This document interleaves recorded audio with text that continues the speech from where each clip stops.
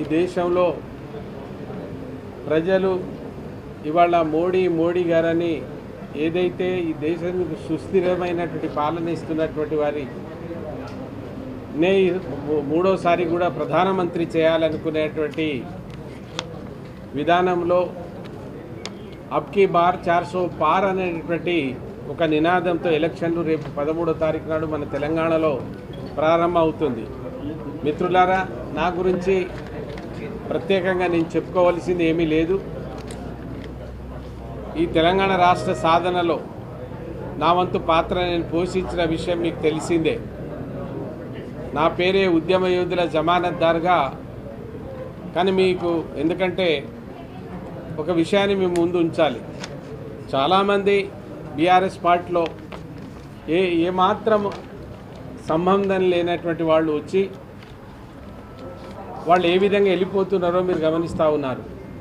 కానీ ఇక్కడ ఉన్నటువంటి సీతారాం నాయక్ ఈ తెలంగాణ ఉద్యమంలో నా శక్తి వంచన లేకుండా పనిచేసిన నేను బీఆర్ఎస్ పార్టీ ఎందుకో నన్ను దూరం పెట్టి 5 సంవత్సరాలు అధికారంలో ఉన్నా కూడా తెలంగాణ ద్రోహులకు అవకాశం ఇచ్చింది. తెలంగాణ ద్రోహులకు టికెట్ ఇచ్చిన విషయం మీకు తెలుసు. ఏ నిండు సభలో ముఖ్యమంత్రి గారు సీతారాం నాయక్ గారికి 5 లక్షల ఓట్లతో గెలిపించండి, మీ రిజర్వేషన్ ఎట్లా రాదు అన్నారు. ఆ తర్వాత కొన్ని ఆయన కారణాల వల్ల ఇయ్యలేకపోయినా ఆయన తప్పు చేయలేదని కూడా ఆయనే ఒప్పుకున్నాడు. మరి అక్కడ టికెట్ ఇచ్చింది ఎవరు? ఆ మైబాద్ రాళ్ళు జగన్మోహన్ రెడ్డిని తెలంగాణ వ్యతిరేకిని మైబాద్ తీసుకురావడానికి కారణమైనటువంటి కుటుంబం నుంచి రెడ్డి అనే కూతురు కవిత గారికి టికెట్ ఇచ్చారు. రెండోసారి కూడా తిరిగి ఆమెకే టికెట్ ఇచ్చారు. మొదటిసారి నేను తెలంగాణ తెచ్చిన దాంట్లో ఉన్నాం. తెలంగాణను ఎందుకు మనం తెచ్చిన తెలంగాణ ఏదన్నా తప్పు జరిగితే దాన్ని సరిదిద్దాలన్న ఉద్దేశంతో కేసీఆర్ దగ్గర అనేక ప్రయత్నాలు చేశాను. కానీ ఆ ప్రయత్నాలు ఏమీ ఫలించలేదు. తను ఏం చేయాలనో అదే చేసుకున్నాడు కనుక అయినా రెండోసారి ప్రకటించినాక కవితను కూడా నేను పార్టీ నుంచి బయటికి రాలే. కానీ మిత్రులారా, భారతీయ జనతా పార్టీ మన కేంద్ర మంత్రి కిషన్ రెడ్డి గారు గిరిజన విశ్వవిద్యాలయం ప్రారంభానికి వస్తూ ఒకరోజు ముందు 7వ తారీఖు నాడు మహాశివరాత్రికి ముందు రోజు నాయక్ గారు మీరు తెచ్చిన విశ్వవిద్యాలయం మీ పాత్ర ఉంది, మీరు ఎంత పని చేశారో మాకు తెలుసు, మా దగ్గర రికార్డ్స్ ఉన్నాయి, మీరు వచ్చి టెంకాయ కొట్టాలి, ఆ యూనివర్సిటీని మీరు ప్రారంభించాలంటే నేను అక్కడికి వెళ్ళి టెంకాయ కొట్టి వచ్చిన తర్వాత ఆయన తిరుగు ప్రయాణంలో మా ఇంటికి మళ్ళీ రావడం జరిగింది. వచ్చి ఒకటే అన్నాడు ఆయన, నాయక్ గారు మీరు తెచ్చిన తెలంగాణ గిరిజన యూనివర్సిటీ కావచ్చు లేదా రామప్పకు వారసత్వ సంపద గురించి మాట్లాడి ఇక్కడ నేను చాలామంది రేపు మీ ముందుకు వస్తారు, ఇష్టం వచ్చినట్టు మాట్లాడతారు. ఇక్కడ ఈ 15 వర్క్స్ ఉన్నాయి. నేను ఆ రోజున ప్రాంతీయ పార్టీలో ఉండి మోడీ గారిని మెప్పించి నేను ఈ 15 వర్క్స్లో ఇది చేసిన అనడానికి రేపు మళ్ళీ ఎవరో ఏదో మాట్లాడతారు, నేనే వచ్చి హన్మకొండను పొందించిన అంటే అటువంటి మాటలు మాట్లాడుతూ ఉన్నారు. దీనికి ఎవరో కాదు, ఇలా కాంగ్రెస్ పార్టీలో ఉన్న తుమ్మల నాగేశ్వరరావే సాక్ష్యం. రామప్ప దేవాలయాన్ని యునెస్కో గుర్తింపుకు నాకు కృషి ఉంది. ఇది మీకు సర్క్యులేట్ చేస్తాం. ఇలా అన్నీ ఉన్నాయి. ఇంకొకటి, అప్పుడు కడియం శ్రీహరి గారు రాజీనామా చేశారు. ఢిల్లీలో మీటింగ్ జరుగుతూ ఉంది మాది పార్లమెంట్ సభ్యులతోటి. నేను ఒక్కనే ఇక్కడ నుంచి ఉన్నా. అప్పుడు వరంగల్ను మైబాద్ నుంచి ఇక్కడ కోచ్ ఫ్యాక్టరీ గురించి లేచి నేను మాట్లాడిన ఆ మీటింగ్లో. మిగతా ఎంపీలు కూడా ఉన్నారు.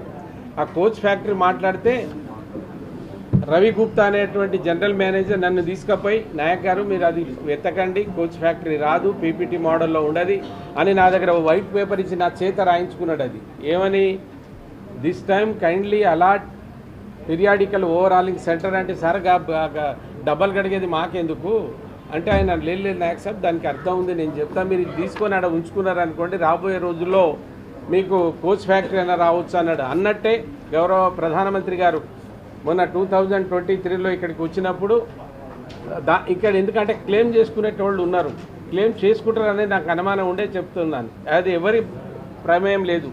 మోడీ గారిని పోయి 10 మంది ఎంపీలను తీసుకుపోయి వారిని అడిగితే ఆ తర్వాత నిన్న దాన్ని వ్యాగన్ మ్యానుఫ్యాక్చరింగ్ సంస్థగా దాన్ని తయారు చేసినటువంటి విషయం మీకు తెలిసిందే. సో ఇది నేను చేసిన పాత్ర. నేను మళ్ళీ ప్రజలను కానీ మీడియాను ఒకటే కోరుతా ఉన్నాను, బీఆర్ఎస్ పార్టీ కేసీఆర్ గారు ఎందుకు నన్ను ఆ విధంగా చేశాడో నాకే అర్థం కావడం లేదు. అదేదైనా ఉంటే వారి విఘ్నతకే వదిలిపెడతా ఉన్నాను. బీఆర్ఎస్ పార్టీ టీ తీసేస్తే తెలంగాణ ప్రజల తల తీసేసినట్టు ఆ విషయాన్ని కూడా చెప్పాను. మీరు టీఆర్ఎస్ను బీఆర్ఎస్గా మారుస్తున్నారు, ఇది మంచిది కాదు. టీ అంటే తెలంగాణ ప్రజల తల సార్, ఆ తల తీసేసి ఎవరికి ఇస్తారు? బీని జోడించి ఏం చేస్తారు? ఏం సమితి అవుతుంది అది బీ నుంచి అంటే ఇక అయితే వినిపించుకునేటువంటి లేదు. వారు ఏది అనుకుంటే అదే. నేను వారిని నిందించదలుచుకోలేదు, ఎందుకంటే వారికి వాళ్ళు ఏం తప్పు చేస్తే మళ్ళీ అది పాతాళానికి పోయిందో, ఆయన దగ్గర సంపాదించుకున్న వాళ్ళు, కిరాయికి బండ్లు కట్టుకొని వచ్చిన వాళ్ళు కోటాను కోట్లు సంపాదించుకుంటే 3 నౌకర్లు తీసుకొని వెళ్ళిపోతున్న సంగతి మనం తెలుస్తున్నాం. ఆ కోవలో నేను లేను. నా జీవితంలో అప్పటి నుంచి ఇప్పటి వరకు మచ్చలేని వ్యక్తిగా ఉన్నా. నాకు ఈ పనులే నన్ను మైబాద్లో గెలిపిస్తాయి. ఈ పనులే నన్ను మైబాద్లో 100% గెలిపిస్తాయి. చేయబోయే పనులు చాలా ఉన్నాయి. 5 సంవత్సరాలు వాస్తవానికి కేసీఆరే కారణం. మైబాద్లో ఏ ఒక్క పని జరగకపోవడానికి కేసీఆరే కారణం. లేదా నేను అప్పుడు శంకుస్థాపన చేసినవి కావచ్చు, ప్రారంభించినవి కావచ్చు, పెండింగ్లో ఉన్నాయి కావచ్చు, చాలా వర్క్స్ ఉన్నాయి. నేను ప్రజలకు హామీ ఇస్తున్నాను, నేను 100% నేను చేయగలుగుతాను. కానీ మిత్రులారా, మీరు ఒకటి గమనించాలి, కాంగ్రెస్ పార్టీకి మొన్న వేసినటువంటి ఓట్లు ఏదో కాంగ్రెస్ పార్టీని పనిచేసో కాంగ్రెస్ పార్టీ ఏదో చేస్తుందని ఓట్లు వేయలే. కేసీఆర్ దుర్మార్గం, కేసీఆర్ తెలంగాణ గౌరవాన్ని గంగలో కలుపుతున్నాడు. కేసీఆర్ ఉంటే రాబోయే రోజుల్లో ఈ ఉద్యమకారులందరినీ తీసుకుపోయి కాలాజేలని ఒకటి ఉన్నది, అట్లేమన్నా తయారు చేసి పెడతాడేమో అనేటువంటి ఒక భావనతో ఉద్యమకారులు వ్యతిరేకమైనరు, ప్రజలు వ్యతిరేకమైనరు. కనుకనే అతని గద్దెదించడానికి ఒక ఆక్రోశంతో వేసినటువంటి ఓటు కానీ కాంగ్రెస్ మీద వేసినటువంటి ఓట్లు కాదు. కాంగ్రెస్ ఫెయిల్ అయింది, ఇప్పటికే కాంగ్రెస్ ఫెయిల్ అయింది. 6 నెలల్లో వాళ్ళు 3 నెలల్లో ఇస్తామనేటువంటి హామీలు, ఆ 2 లక్షల రూపాయలు మాఫీ లేదు, 500 రూపాయలు కలిపి మేము తప్పనిసరిగా ధాన్యం కొంటామన్నారు, బోనస్ ఇస్తామన్నారు, 12,000 రూపాయలు మహిళలకు అన్నారు. ఏమి ఒక బస్సు అయితే ఎక్కించారు, దానికి సంతోషిస్తున్నాం. ఏదైనా మంచి పని చేస్తే ఎవరైనా సంతోషిస్తారు. కానీ మీరు ప్రజలకు ఇచ్చింది ఏంది? మీరు కరువు వచ్చింది, పోయిన ప్రభుత్వం కరువు అని కొట్లాడుతున్నారు కదా. ఎన్ని కరువు మండలాలను మీరు గుర్తు చేశారు? ఎన్ని కరువు మండలాలుగా మీరు ప్రకటించారు? కరువు మండలాలుగా ప్రకటించినటువంటి వాళ్ళు వ్యవసాయ శాఖ మంత్రి, నువ్వు కరువు ఉన్నది ఇక్కడ ప్రాంతంలో ఉన్నది ఎలా చెప్తా ఉన్నావు? ఆ రోజున అన్నటువంటి నీళ్ల సంగతి ఏంది? ఈరోజు ఏదో ఒక ప్రాజెక్ట్ని అద్దం పెట్టుకొని ఆ ప్రాజెక్టు అది పిల్లర్ చూపెట్టడానికి ఉన్నటువంటి నీళ్లన్నీ సముద్రంలోకి వదిలి కరువు తెచ్చిన దానికి కారణం కాంగ్రెస్ పార్టీ. ఇవాళ కరువు ఉన్నదంటే కాంగ్రెస్ పార్టీ. ఆ వ్యవసాయానికి 2 లక్షల రూపాయలు ఎక్కడ పోయాయి? మీరు ఏం చేస్తున్నారో స్పష్టత ఇవ్వమని కోరుతా ఉన్నాను నేను. అది ఆ తప్పిదాన్ని తప్పనిసరిగా ప్రజలు ఇప్పటికే ఆక్రోశంగా ఉన్నారు. ఇకపోతే జరిగే ఎన్నికలు కేవలం ఈ దేశంలో మొత్తం ప్రాంత దేశంలో జరిగేటువంటి ఎన్నికలు మోడీని నమ్ముకొని ఎన్నికలు జరుగుతున్నాయి. సీతారాం నాయకునో ఆరూరు రమేషో మేము మా మీద ఉండేటువంటి అభిమానం ఉంటుంది, మాకు వేసేటువంటి ఓట్లు మాకు పడతాయి. కానీ జరిగే ఎన్నికల్లో సైలెంట్ ఓట్స్.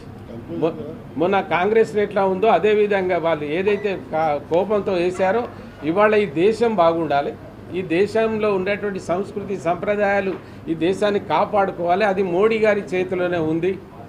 ఇవాళ పాకిస్తాన్ కావచ్చు, చైనా లాంటి దేశాలు కూడా వాళ్ళు బిత్తరపోయి చూస్తున్నారు మన సైనికులను చూసి.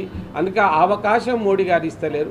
ప్రపంచ దేశాల్లో ఓ సుస్థిరమైనటువంటి పాలన ఈ దేశాన్ని అందిస్తున్నది మోడీ గారు, అవినీతి రహిత పాలన అందిస్తున్నది మోడీ గారు. ఎన్నడో మన దేవుని నిర్మాణం దేవాలయం ఏదైతే ఉత్తర భారతదేశంలో ఉండేటువంటి అయోధ్య ఇవాళ ఈ దేశానికి ప్రపంచ దేశాలకే శాంతికి ఒక భక్తికి నిలయమైంది. మేము అదే కోరుతా ఉన్నాం. మోడీ గారిని రేపు మా ప్రాంతానికి తెలంగాణకు వచ్చినప్పుడు భద్రాచలాన్ని దర్శించుకోమని మేము ప్రార్థిస్తున్నాం. నేనే కాదు, ఉన్నటువంటి ఎంపీలమందరం ఇక్కడ ఎవరైతే పోటీలు చేస్తున్నామో ఎంపీలంతా మోడీ గారిని కోరుతున్నాం. మీరు ఒక్కసారి భద్రాచలంలో అడుగుపెట్టగలిగితే ఇది దక్షిణ భారతదేశంలో కూడా ఆ అయోధ్యను మించి అయ్యేటువంటి అవకాశం ఉంది సార్. వారు వస్తే ఇక్కడ ఇప్పటికే 12 సీట్లు సర్వే మా మేము ఇక్కడ మా కార్యకర్తలు చేస్తున్నటువంటి పనుల మీద 12 సీట్లు ఇప్పుడే మన అధ్యక్షులు